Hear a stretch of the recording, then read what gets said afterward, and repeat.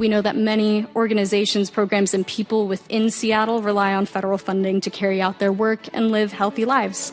And what is clear is that major changes are underway, and we, as local leaders, should be tuned in. That's Seattle City Council member Alexis Mercedes Rink talking about a new committee that the city has formed as actions from the Trump administration continue to reverberate locally and internationally.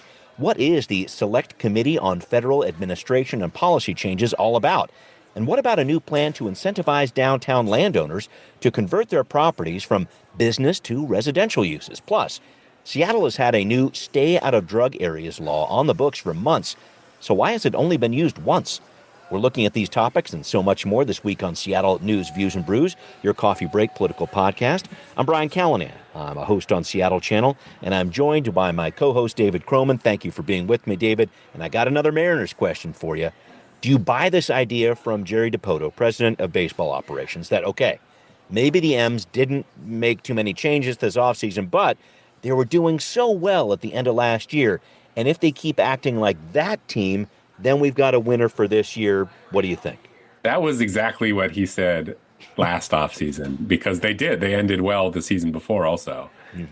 So no, it doesn't hold any water. It's an excuse because the thing they thought they could do, they couldn't do, which is trade prospects for big league players, and nobody wanted their prospects. And because they won't spend any money, that's the only path they have. So once that closes off, then here we are. Yeah, the Jorge Polanco era has begun yet again. Great to be with you, David. Thank you, as always. And thanks also to City Grind Espresso, the background noise sponsor for the audio podcast. John, very much thankful to you on the first floor of City Hall. Thanks also to the show patrons, a cavalcade of support last week. Vivian, Ted, Vicky, and Chris all jumped in at the $5 level. Thank you so much. That means they get access to Patrons First content, and we'll answer your questions about local politics on the show. So patrons, reach out, drop us a line at Seattle News, Views, and Brews. Spell it out at gmail.com. We'll work on answering your questions on the show. And anyone else, if you're not a patron, do it. Support the show on Patreon, Seattle News, Views, and Brews. When you sign up, it's all about the merch. A cool sticker gets mailed out to you, too. A big thanks to Converge Media. The video version of the podcast is on Converge Wednesday nights at 7. And it's time to get going here, folks. Time for Right Here, Right Now. Well, there's plenty happening with the Seattle City Council this week. More public hearing activity on the comprehensive plan. But I wanted to talk with you briefly, David, about this issue kind of creeping through the council this week on converting commercial property to residential. There's this sales tax deferral for developers meant to entice them that the council is working on passing through right now. Not a very well-attended public hearing on this issue on Tuesday. Mainly a lot of developers saying, hey, you needed to do this yesterday so we can build more housing. I just had a thought about this. Is this going to work? Is it going to entice enough developers to actually get in the game that they're going to do this, and it's actually going to have an impact on Seattle's housing crisis, and especially its affordable housing crisis? Yeah, I've basically just taken a believe it when I see it approach to talk of converting offices to housing. I know it's happened at least once, maybe a few times in some kind of smaller low-rise buildings, but it has not happened on any sort of large scale. I think if it did, it would be these maybe older buildings that have been used for offices, the downtown high-rise that's, basically everyone has concluded would be far more expensive to try and convert those to housing than it would be to build housing. You never say never, but it just has not happened on any sort of grand scale anywhere as far as I know. So, every little piece sort of makes a dent in the housing shortage, and that's fine. But as far as a fix for the shortage of housing in Seattle, this so far does not appear to be it. And, I don't know that there was anyone out there who seriously thought it would be, but it was a bit of a pipe dream that, hey, office vacancies are high. Sure. Housing needs are also high. Hey, there's a nice fit here. It's just the logistics of it have been challenging to make work. I think so too, and the dollars as well. I was looking in the city report on this. So imagine you have a $140 million construction project is what the city is positing here. So this is for maybe 200 units of residential development here. The actual cost savings would be about $10 million. So, I mean, is that enough? It's about a 7% reduction in total development costs as seen by the city. I know these developers work on low margins, but that's really difficult. And I guess this gets me to my next question here, David. Is downtown part of the answer for density overall from the city? We're talking so much about the comprehensive plan right now. I just wonder how these different parts of the city, through whatever you try to do, is it office redevelopment, turning them into residential units? Is it some other way to activate downtown that you could actually involve that downtown neighborhood a little bit more in the comprehensive plan conversation? What do you think? Yeah, I mean, you could, because there are parts of downtown still, like every now and then you'll see a picture of it where, if you kind of look at more the northern end of downtown, getting into like Union, you can see this fairly clear cap on the high rises. So, I think a contribution would be that people point to is just let those buildings go higher, as high as developers want. I mean, it's a downtown, why not? Yeah. It's never quite as easy as that. But again, as far as converting downtown office buildings to housing, I'm skeptical that's ever really going to happen. Yeah. There's actually a development kind of near the Seattle Times office that began and is fairly far along in that the foundation is there. It's a really deep hole. It's actually in where the old Seattle Times building used to be. That the plan for that was to be office buildings. It has not budged. There's been no construction on it for at least a year. There used to be crews there every day. Now their crews aren't there at all.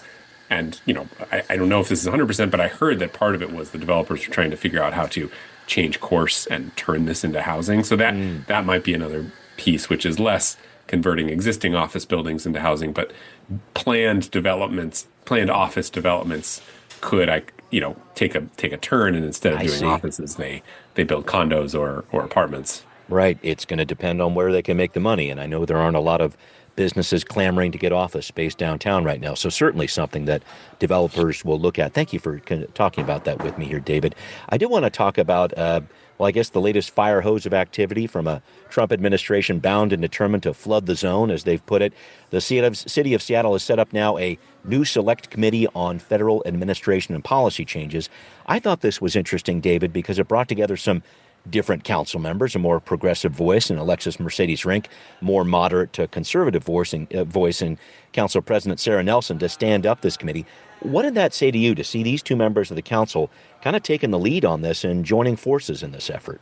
Well, I think they are hearing a good bit from their constituents who maybe remember 2017 when there was this sort of coordinated pushback against the Trump administration, and you can kind of go back and debate how much that did, but I think it made the fairly anti-Trump residents of Seattle happy to see that, and there isn't nearly as much of that this time around, and True. There's a lot of reasons for that, but I think and I think elected officials are starting maybe to hear more from their constituents that they would like to see some more response from City Hall, and Sure. I think especially as actions of the Trump administration get going, people have kind of specific things to be concerned about, and so I believe that both Councilmember Nelson and Councilmember Rink are hearing the same things and responding to that, and it's a fairly easy thing to do. I mean, Set up a committee, it doesn't really obligate them to do anything, but has a venue for them to talk openly about it and for people to come and give public comment and express their fears, and who knows what kind of legislation will come out of this committee, if any, but it is kind of a public forum for people to interface with City Hall should they have concerns about the Trump administration. Yeah, and that's kind of where I was going with this, David. And it sounds like their first meeting is going to be at the beginning of March. So we'll see how this stands up and gets going. I love a good committee meeting as much as anybody else. But what is a group like this actually going to be able to accomplish? Because we're seeing federal websites go down. We're seeing U.S. foreign aid simply getting cut off from several countries. And I just wonder what effect the city of Seattle can actually have when it comes to trying to go up against the Trump administration, if indeed they're cutting money for housing or something along those lines. What can they do other than letting people know, watch out? I mean, that's what I come to on this.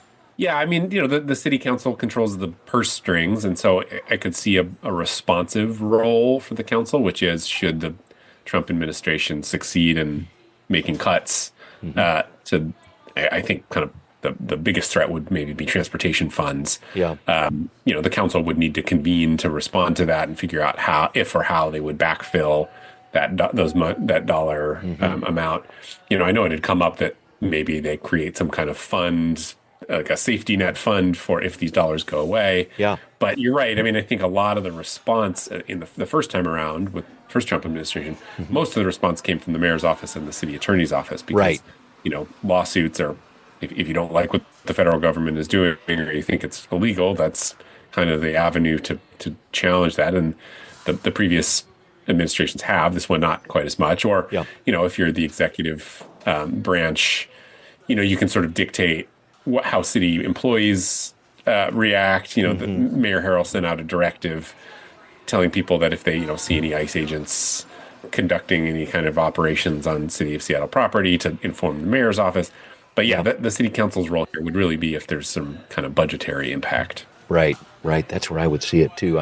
I'm interested to see what action this committee takes as well, David, but it's one of those things where, again, so many things are happening so fast and furiously, and there are different lawsuits being filed here. The ACLU, different states are pushing back on certain parts of the Trump administration. We'll see what the city ends up doing with this new committee, again, starting at the beginning of March. We'll have some more information on that meeting coming up in a couple weeks. Okay, up next, Seattle has a new police chief officially on the job, and one of the first items on his to-do list, improving police recruitment for the SPD. What are the latest numbers saying about police hiring, and where is this trend going in 2025? David's been writing about this. We're going to learn more coming up on Now Hear This. Seattle's new permanent police chief, Sean Barnes, took up his official mantle at the end of last week.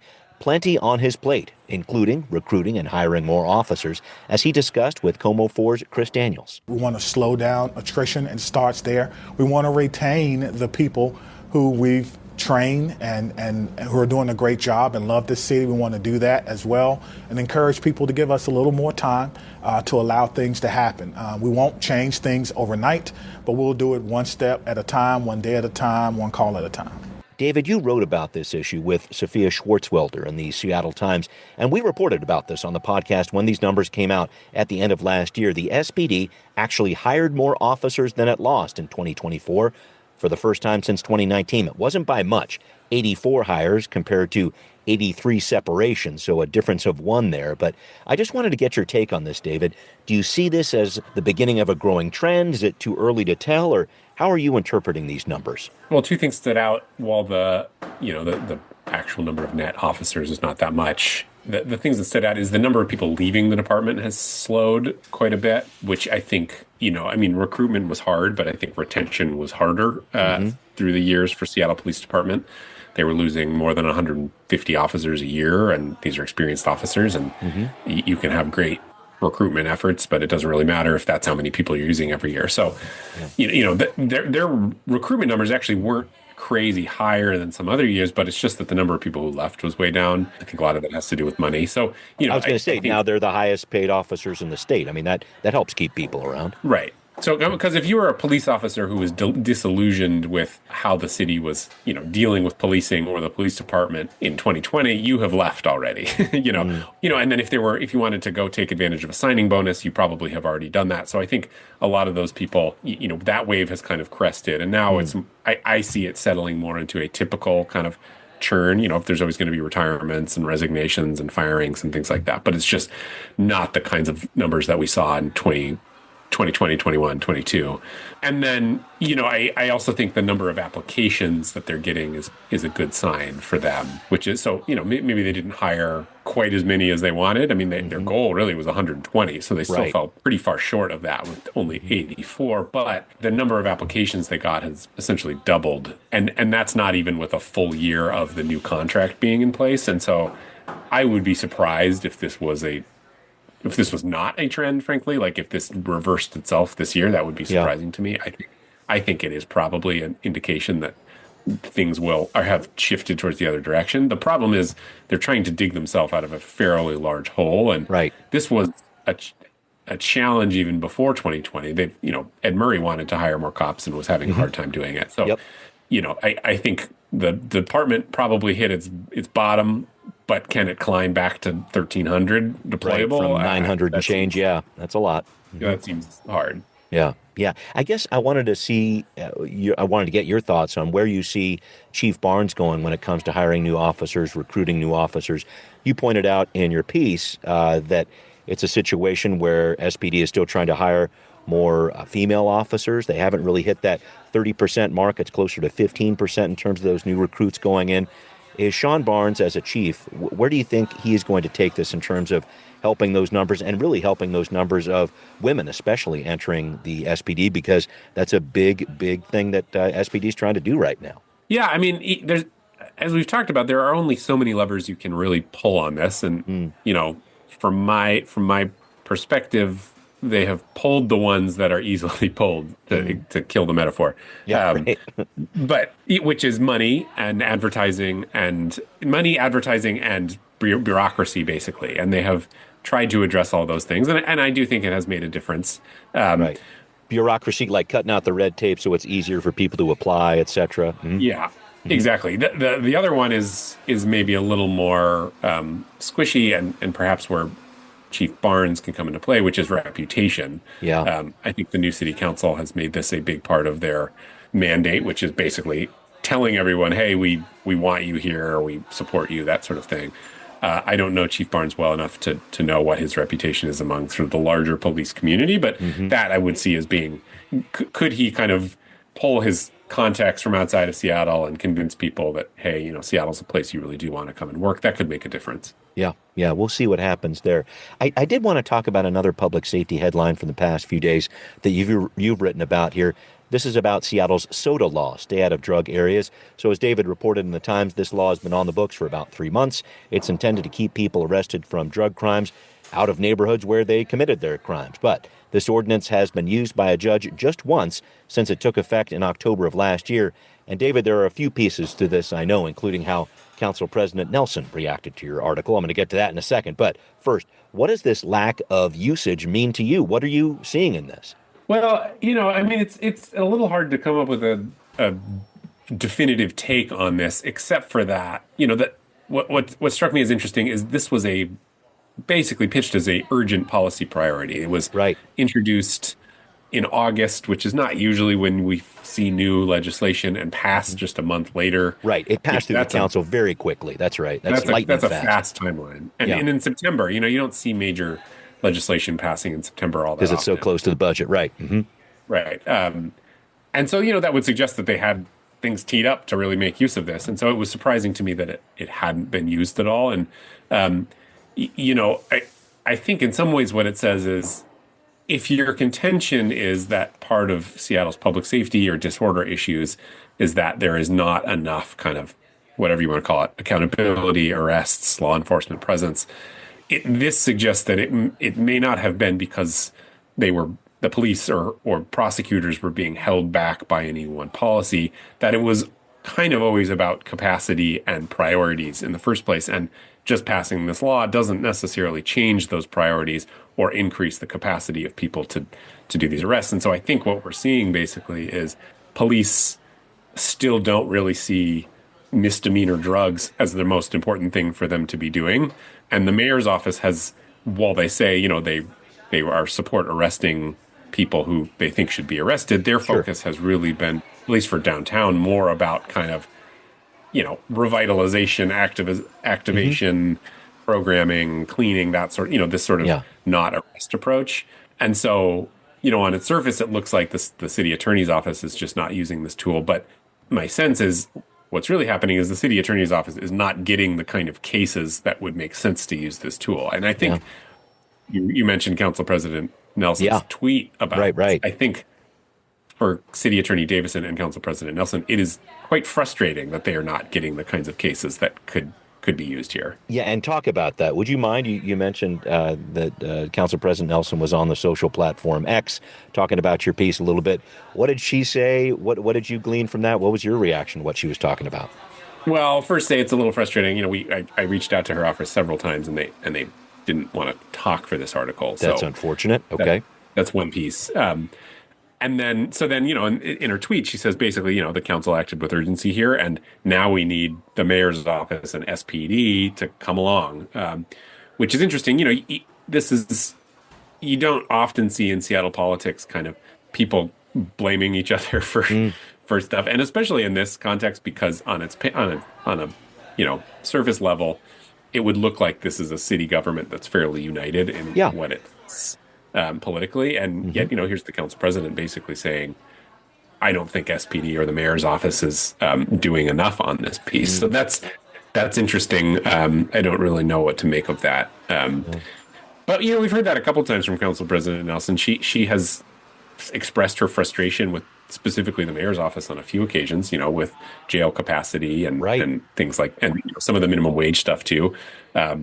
So it's just, but it is interesting to see it in writing. Her basically saying, "Hey, the council has done its piece. Now it's time for SPD to do its job and the mayor's office to do its job." Yeah, calling it out for certain. So that's something that I know you're going to be keeping an eye on there. It reminds me of talking to Councilmember Moore not too long ago about the stay out of areas of prostitution laws that have been in place, and police haven't really been using those either. So, there's definitely some concern over that. It does come down to starting with that enforcement piece and bringing it through the system. So a lot to look at there. Thank you for that, David. All right, well, coming up, another public safety issue here, looking at a better way to provide protection for bus drivers in King County after the killing of a driver near the end of last year. We're going to discuss it coming up on What's Next.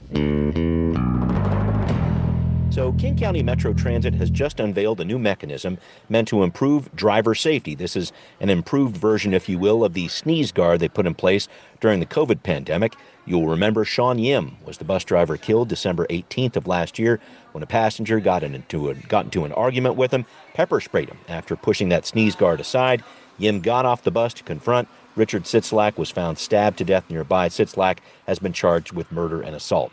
David, I wanted to get your take on this because you ride buses. I do too. I don't think as much as you do, but will putting up a pivoting 75-pound gate inside these buses make drivers and passengers feel safer, or how do you look at this? Yeah, I think it's something. The union in particular has been really clamoring for some kind of step here. I couldn't say one way or the other if it's going to make a difference. I think, I know that this isn't an easy decision because bus drivers and the union, bus drivers will say this and the unions will say this, is they like having that interaction with passengers. And I think a lot of them, not all of them, but a lot of them take very seriously, they're not just chaperones. They do take very seriously their interactions with the public. And bus drivers, among a few other professions, are in this interesting situation where they're kind of the frontline workers on a lot of societal failures, mental illness and drug addiction and poverty. And, so a lot of them are doing jobs that on the surface would be way above their pay grade. But I think a lot of them take that seriously. And this, I think, could be seen as a barrier to doing that. At the same time, I know a lot of them also feel really unsafe. And, the King County Metro stopped making stops at 12th and Jackson, for example. And, it's a thing that the union has been clamoring for. And so, will it make a difference? I don't know. I couldn't say. But, I certainly sympathize with bus drivers on several levels. Yeah, it's in between assaults. They're definitely happening every month. And I know the bus drivers. I mean, there's a lot of drivers out there that are really scared. And I guess that's the next question for me, because I remember you reporting on this as a transportation reporter not too long ago. That whole situation of getting more people to be, signing up to be bus drivers, trying to register for that job. I mean, where is this profession going? Is a public safety investment like this going to help attract more people to the job? Or how do you look at that? And any thoughts on that larger trend of trying to employ people at Metro Transit, which has had a tough time keeping people driving their buses and working on their buses just as mechanics too? Yeah, I don't know what the latest is. Like you said, I wrote about that a good amount when I was on the transportation beat. I don't have an update. I hope at the time when I was writing about it was that, higher pay and a new union contract could make a difference. At the time, they were kind of optimistic, but I don't know. I'd have to ask my Lindblom or my colleagues over there what they've seen. If it's, but again, it's a frontline job, kind of like police. It's just, I don't know that there's any city that's having an easy time attracting these kinds of workers. Yeah, and having some sort of protection in place is certainly what the union has been pushing for. So I'm hopeful this does mean something good for drivers because, again, we're talking about some protection they've been calling on for a while, especially in light of what happened with Sean Yim, that bus driver who was killed at the end of last year. All right, well, David, it is time to wrap up with you here, and I just wanted to get your take on it. I'm always looking at the calendar, and some other people in in my family do this too. They're always telling me, I know spring is a long time off, but when the sun starts setting closer to 5 o'clock in the Seattle area, is that a sign of hope, or is that, oh man, we got to wait another couple months until this actually turns into a real day where the sun is setting at a later hour? Is that 5 o'clock cutoff? Does that mean something to you? It's a big deal with my wife and my kids. I don't know why they're so into it, but what are your thoughts on it? It means something to me for sure, especially now that I have kids that go to bed at 7. Oh, okay.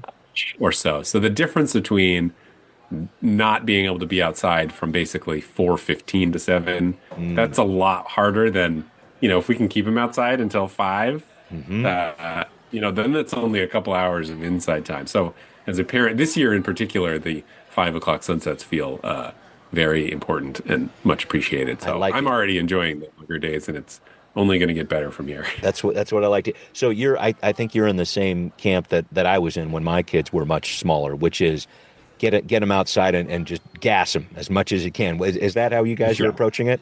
And our son in particular, who's 2, is never unhappy outside. He's always awesome. happy to be outside.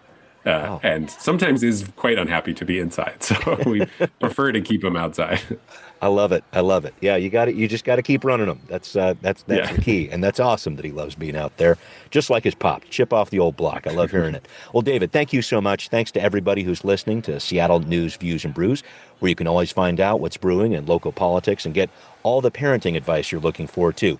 Thanks again to patrons who support the show, especially Vivian, Ted, Vicky, and Chris. Thanks for jumping on board in the past week. If you're not a patron, make it happen. Support the show for just $5 a month on Patreon would be greatly appreciated. You can hear us on Apple, Spotify, wherever you like to listen. And thanks also for watching on Converge Media. We'll see you next time.